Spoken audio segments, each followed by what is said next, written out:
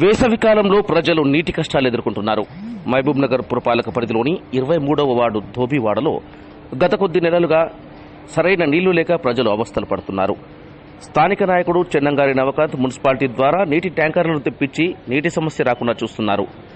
Municipal అధికారులు నీటి సమస్యను పరిష్కరించాలని గత కొంతకాలంగా అడుగుతున్నా కూడా ఎవరూ స్పందించకపోవడంతో తీవ్ర ఇబ్బందులు ఎదుర్కొంటున్నారు. అక్కడ ఉన్నటువంటి మిషన్ భగీరథ నీటి పైప్ లైన్ పూరా డ్యామేజీ గురి కావడంతో వాటిని మరమ్మతు చేయాలని ఎన్నిసార్లు రిక్వెస్ట్ చేసినా ఎవరూ స్పందించలేదని ప్రజలు ఆరోపిస్తున్నారు. వెంటనే సంబంధిత అధికారులు స్పందించి సమస్యను పరిష్కరించాలని కోరుతున్నారు.